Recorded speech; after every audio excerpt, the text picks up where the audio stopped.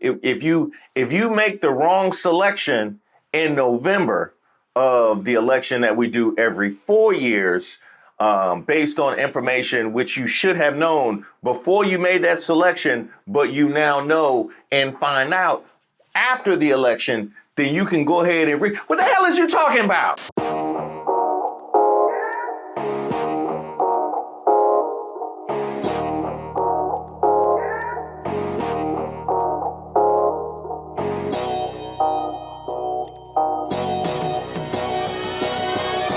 Hi, I'm Reese Waters, and this is Who Raised Y'all, where we highlight those unique individuals going above and beyond to make our society worse. You know, the kinds of people you'll see asking to speak to the manager at the pearly gates. Project 2025, didn't you read that? That's his platform. From my understanding, that wasn't his platform. That's not what he's running on. Now, even though it is merely February, we have seen a lot of FAFO moments. But some folks who aren't feeling Trump's optimism right now are American farmers, and they are stuck in the middle of all of this. Frank, who did you vote for president? Mr. Trump. Right? Trump. Mr. Trump. If the election were today, Frank, would you vote for Donald Trump? No way. Couldn't happen. No. You voted for President Trump. So now, in this moment, you say you're in a free fall. What is your message to him? So I'm off the Trump train.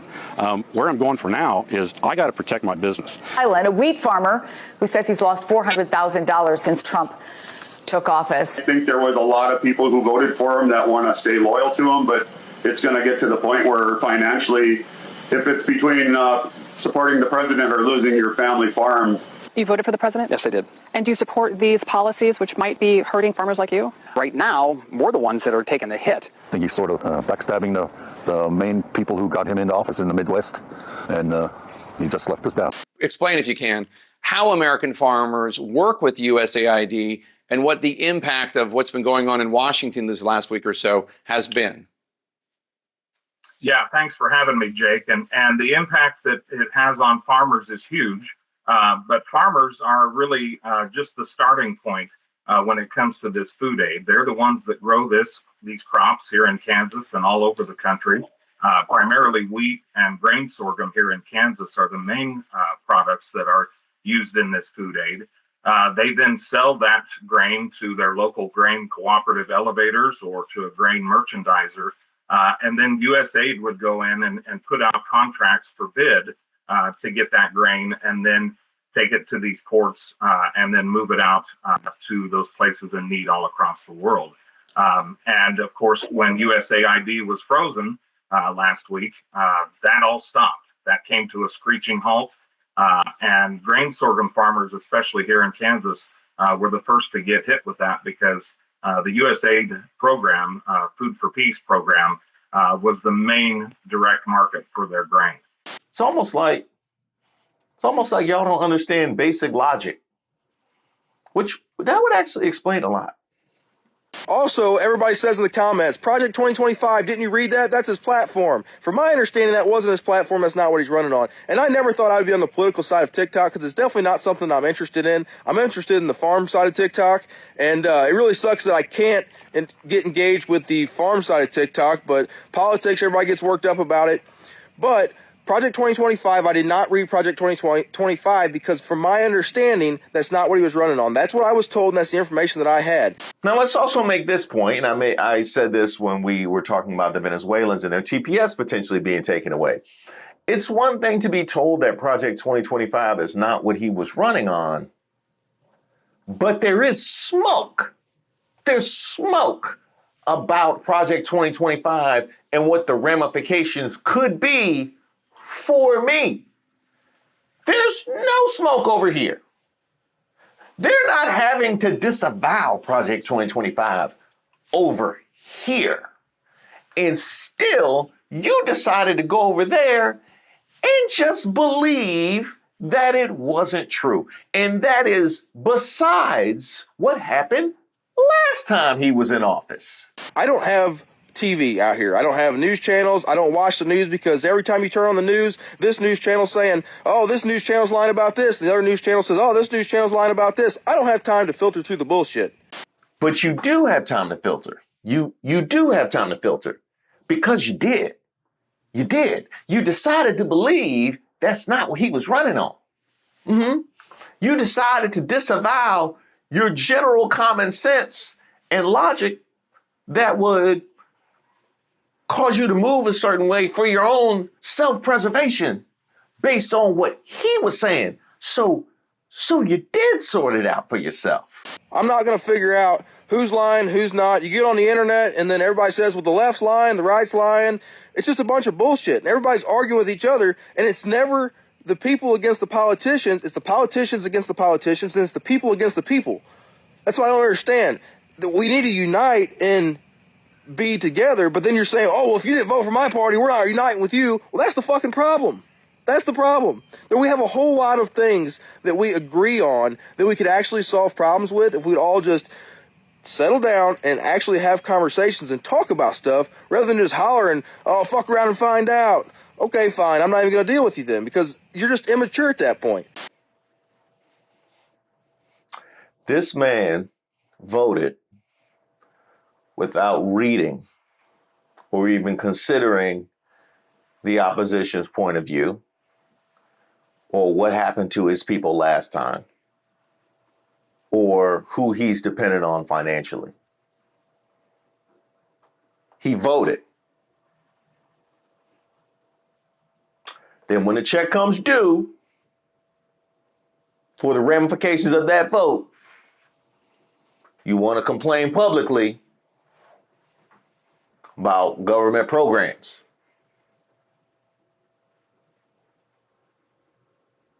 But we're immature. That's what he said. That is exactly what he said. Now, he did say one thing that I agree with. He said that there's a lot of things that we can agree on. He said there's a lot of things that we can agree on that is true. Like the fact that he was bad for you. We can agree on that. We can agree on that. Try it before the election next time. If you actually want to have a solid conversation and talk about the issues and figure out resolutions to the issues and not just keep bringing up the issues, then I'm all for it. I'm not wasting my time with the immature just yelling, and it's just absolutely insane. Now I will land the plane here. It was so readily apparent in that particular sector, in that particular world, what would have been in your best interest. So you have to ask yourself, why was it that you were so willing to go along with a second administration when the first one was problematic and there were promises the second one would be worse? Why were you so willing to go along with that over the platform as personified by Kamala Harris? Why is that? Why? You have to ask yourself, why? Because he just gave me a bunch of lies, talking about how he's unengaged and he doesn't know and this, that, and the other. No, you do. You do. Because you made right turns consistently. So that was a lie. What made you make those decisions? I can think of one or two reasons. Either you were so fully engaged with the social aspect of the Republican platform that you were willing to sacrifice the dollars and cents to get all of these social changes passed that you believed in so deeply. That's probably not it, though, because if that were the case, you wouldn't be complaining right now. You would just be happy that those 8 trans athletes can't play Division I, and you would take the L if that were the case. The other reason,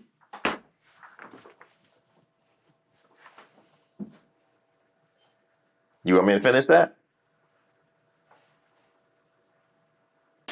I will not use my emotions to make this video, so I will kindly and humbly ask you to not use yours to consume it. I come from a very, very rural part of America. It was not common where I come from for people to go to college. I do not have any judgment associated with that. That is just a fact.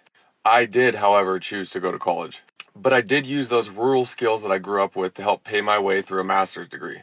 Despite my more progressive leanings, I do not just blindly agree with everything from any party or any group. I've said that, you've heard that. And since we're practicing self-criticism, I'll start. I think performative activism has actually broken down a lot of the unity that the left really needs. I think there's a current strange reward system affiliated and associated with people attempting to be the most correct, which can often lead to infighting and then often resulting in the fact that nothing gets done. I also feel that many rural Americans don't even know that the origin of a lot of progressive ideologies actually come from protecting poor, lower, middle class, rural America. Again, don't take my word for it, just do a little bit more reading and research on the history of coal mining towns. Our current administration has actually done a very good job at convincing small businesses, family-owned businesses, farms, ranches, etc., that they are in it for them. Now, being from rural America, I understand that we are one of the most vulnerable populations. It's very hard not to be proud of being rural because there's a lot of self-sustenance that comes with it. So it then slowly becomes a part of your identity as you're raised in that world, which is fair, of course. But then people who start to speak to it, who start to exploit that, can gain your loyalty very easily and pull the wool over your eyes. And that, my friends, is exactly what has happened. Removing regulations and restrictions that kept big companies and large corporations, I'm talking about massive corporations, removing their regulations, while in that same swift move, taking away federal assistance and aid that went back into protecting consumers, small businesses, poor and lower middle class Americans, will force a lot of small ranches and farms to have to sell. Now, I'm not one of those people that's going to sit here and blame one political party for how expensive land is right now, especially for the everyday American. But that's a fact. That is a fact. So the chances that any family or any small business is going to be able to buy those farms, those ranches that come up for sale, ooh, boy, they are slim to none. So who will buy this land? I'll let you take a second. Those same large corporations that are also going to be receiving massive tax cuts. And as we know, working for big businesses can start off okay in the beginning until there's a more inexpensive way to get the job done without you. You will never be chosen over somebody's money. You are not less country. You are not any less country, less tough, or less independent when you criticize an administration. You will not wake up tomorrow with blue hair and a vegan. There is a very long list of very sturdy outdoorsmen, land stewards, blue-collar workers, you get it, strong, sturdy people who I have faith in that I know can smell a ruse when they see one coming. Your land is up for grabs right now. I'm not asking you to go register as a Democrat today. I'm not asking you to stop loving the American flag.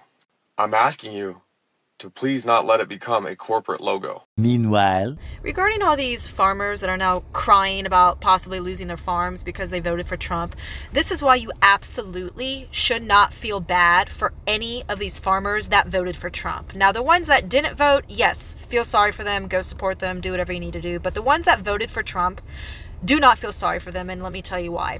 I am a builder, and I've been building shit in Oklahoma City going on like 20 years now, and farmers are not stupid. If you have the ability to manage a farm and understand the weather, the climate, your machinery, the chemistry that goes into your crops, you are not a stupid person. You're just not. And especially when you come from generational farming, you have the ability to look ahead and predict what you need to survive. And so when you have two candidates where you have Kamala Harris on one side giving you a whole fucking list of shit that she's going to do for you and make your life better, and then you have Trump on the other side who can't even come out with a normal sounding sentence, and you still vote for that guy and you are a farmer, you are either racist or sexist or both. And they're only crying now because now they are being treated exactly how they voted for other people to be treated. got that?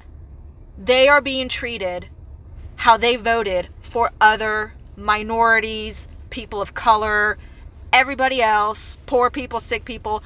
That's how they voted for other people to be treated. And now they're the ones being treated that way by losing their livelihood, their homes, their income, their farms. So do not feel sorry for them. This is exactly what they had coming. Quick follow-up as to why exactly would Trump be doing this to farmers anyways? And I'm guessing 99% chance it's because he wants to bankrupt farms so his corporate buddies can come in and do a land grab. Basically what you have been seeing the last few years, major companies buying up a bunch of rental houses and jacking up the price of rents, and it's all going to corporations. It's probably something similar to let these farms go to foreclosure and his corporate buddies be able to come in, swoop them up, and now you've got bigger companies involved in more of our day-to-day food. This is the plan. This was the plan the entire time.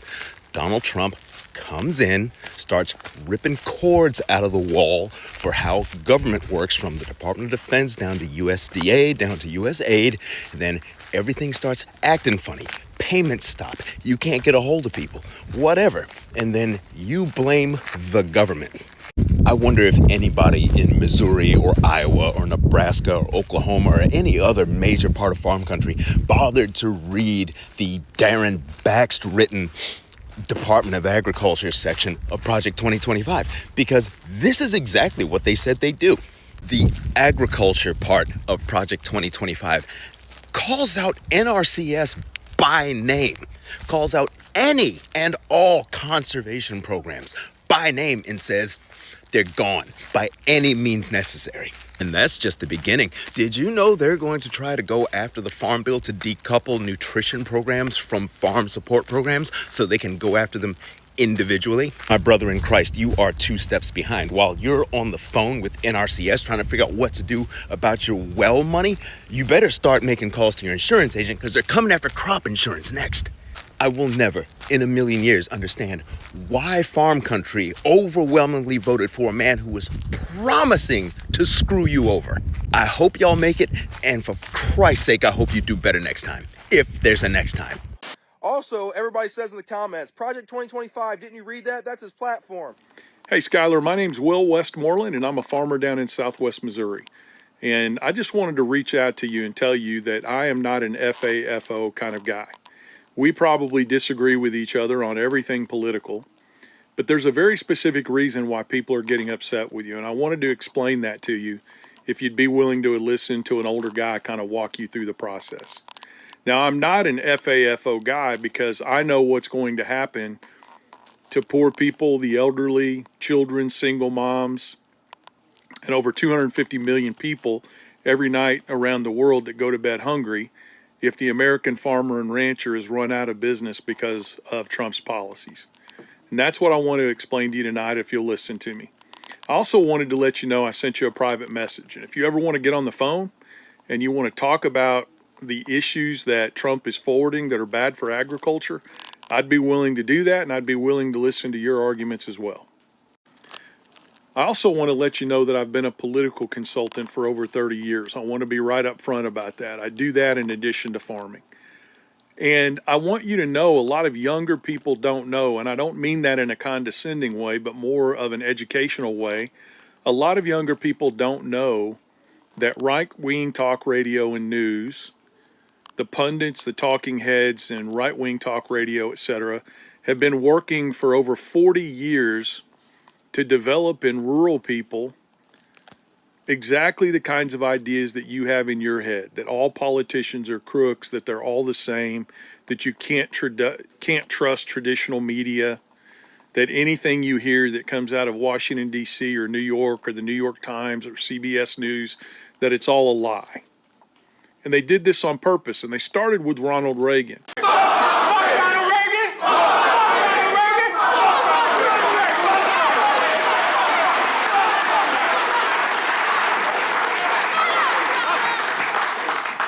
Good, don't it?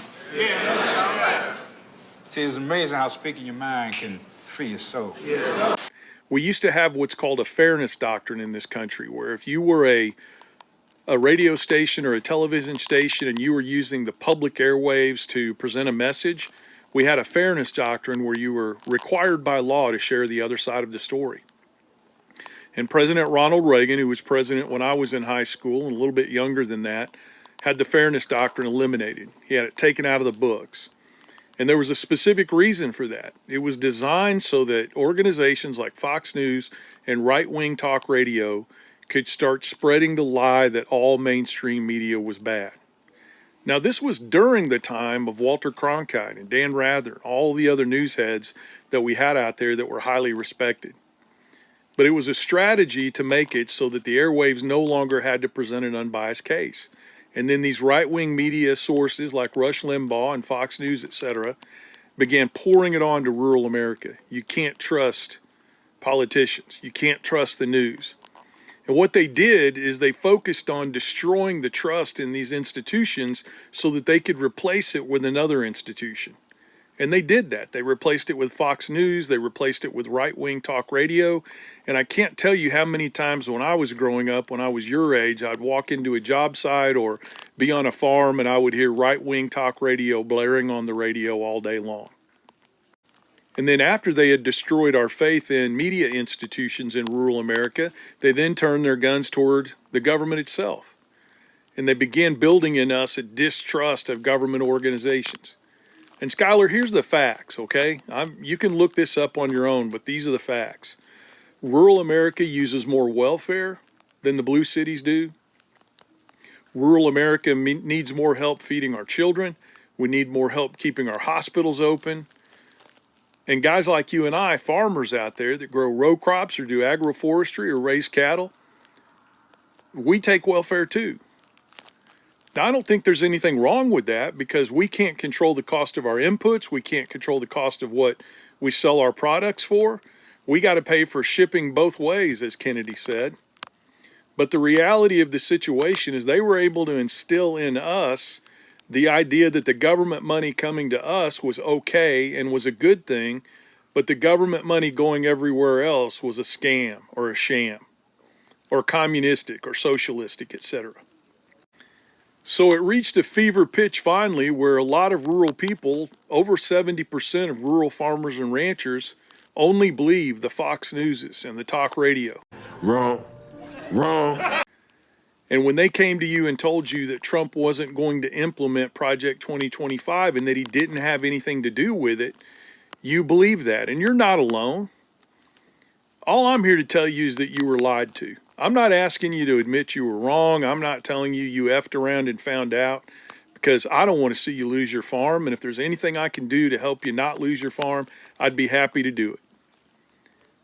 But in the distrust that you built up for government over time, and due to the fact that you didn't think mainstream media was reliable anymore, and you began listening to the news sources that tried to convince you every day that Project 2025 was not a Trump deal, even though many, many people on his campaign worked for Project 2025, they put it together, they helped write it. There was an entire section on agriculture. And in that section on agriculture, they specifically say they're going to cut out programs like this. Then they're going to cut out crop insurance. And Donald Trump is on record, my friend. And Skylar, look this up. Don't take anything I'm telling you at face value. You look it up. That's the difference between me and a lot of people on here. Check what I've said. Make sure I'm not lying to you. But Donald Trump is on record saying that corporate farming is better than small family farms and ranches. And Skylar, that's what they're trying to do. They're trying to corporatize agriculture. And I'm not talking about when you and I go out and put together an LLC so that we can get the tax benefits and the protections from liability that come with that. I'm talking about big ag corporations in Wall Street buying up family farms and ranches as they go out of business so that they can turn it into just another investment. In the last 10 years, we've broken every single record in regard to the number of farms and ranches being bought up by investment companies in the United States. And I'd be happy to share all of that data with you. But my friend, I think the worst thing that they did to us in rural America is they convinced us somehow to place the culture wars over our own well-being. And what do I mean by that? Brother, when I was young, you didn't care what anybody did in their bedroom. Gay, lesbian, trans, whatever. That was their life. And the only way the law changed was just to say that you can't discriminate against those people when you're hiring, and you can't commit acts of hate against them because they're different than you and I as heterosexual white men. That's all the law did. And Skylar, did you know that the Southern Baptist Convention, and I was a Southern Baptist for a long time, do you know that the Southern Baptist Convention had its own clauses in their charter that said that abortion was okay in the event that it saved the life of the mother or the child might be deformed? But it was political hacks in the religious Christian movement that came in and politicized the abortion topic in order to get folks like you and I in rural America to turn against it. Now, at the end of the day, this is something that the left has to deal with, okay? The fact that we say people acting against their own best interests all of the time, but in this particular instance, it's so wild. It not only speaks to them and who they are, but it also speaks to the complete ineffectiveness of your messaging. And that is something that y'all have to deal with. It's also something that they have to deal with in processing the consequences of their own actions and not blaming the government, which is quite discouraging. I'll be honest, it is quite. I have said a long time that the ball's in MAGA's court for them to finally realize what is up, but look where they at. Hey, they still blaming the government. I bet, despite the fact that they have a mandate and they have the whole trifecta of the government, they probably still blaming Democrats. Hide the money, y'all. There's poor people around. Hey, good people. Can you believe that we are closing fast on 2,000 members? I know, and we just celebrated 1,000 like a week ago. It turns out they really like my internal monologues. The right wing always complain about being canceled, but they don't ever go nowhere. Well, if you would like to join, there is a link to membership in the description to all of my videos. And of course, we'll have celebrations when we hit 2K and other members only lives coming up soon. So make sure you turn on your notifications and be on the lookout for those.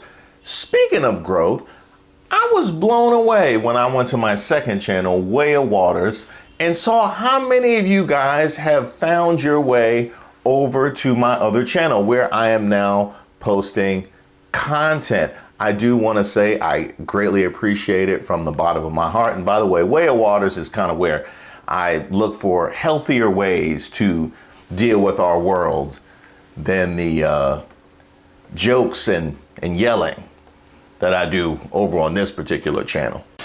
That literally is the point. That literally is the point. Do you even, y'all, who edited this? And while we're on the topic of jokes and yelling, if you want to find out about all things Reese Waters, make sure you sign up for my newsletter, which you can do at my website, reesewaters.com, or you can send me an email at admin@reesewaters.com. And if I haven't said it recently, I need you to know I really appreciate you.